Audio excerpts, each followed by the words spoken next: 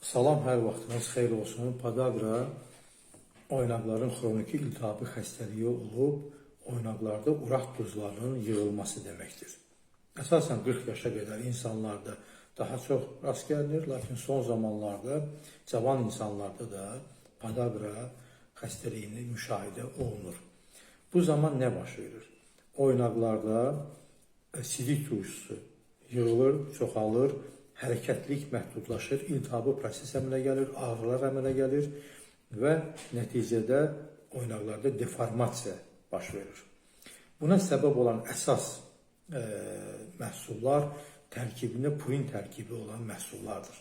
Yəni ki, bunlar sidik turşusunu artıran məhsullar. Bunlara da aiddir ət məhsulları, kalbasa, səsiska, ondan sonra tvaroq, pendir, göbələk, kələm, şomu və s. digər məhsullar, bunlar sidik turşusu çox olan, purin çox olan məhsullar sayılırlar.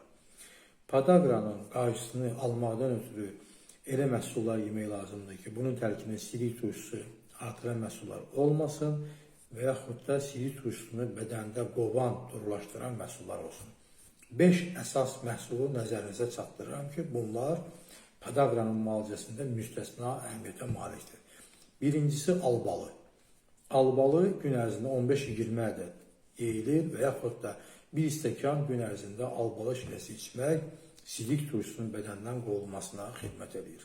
İkincisi alma sirkəsi. Alma sirkəsinin baş ağrılarında, təzyiqdə, mədə problemlərində müsbət rolunu hamımız bilirik. Lakin onun ən əsas xüsusiyyəti podagra və artritlərdə göstərdiyi effektdir. Bir xörək qaşığı alma sirkəsi bir stəkan suya əlavə edilir və gün ərzində içilir. Üçüncüsü banan. Gün ərzində 2 ədəd banan yemək sidik turşularının bədəndən xaric edilməsi üçün müsbət təsir göstərir. Bananın tərkibində K mikroelementi var. Bu K mikroelementi də sidik turşusu ilə mübarizədə çox böyük təsirə malikdir. Zəncəfil. Zəncəfilin iltihab əleyhinə təsiri hamıza məlumdur. Lakin bunun sidik turşularının mübarizədə podagradakı əhəmiyyəti çox böyükdür.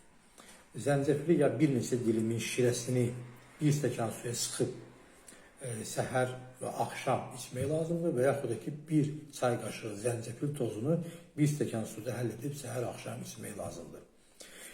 Və limon şirəsi, yarım limonun şirəsini bir stəkan suya əlavə edib gün ərzində içmək sidik turşularının azalmasına, podagranın müalicəsində müstəsna əhəmiyyətə malikdir. Dediyim bu vasitələr mədə xəstəliyi olan insanlar üçün olmaz. Mədə əvvəlsin problemlər aradan götürülür və sonradan bunlar istifadə etmək lazımdır. Hamınıza can sağlığı arzulayıram, özünüzdən müğayət olun.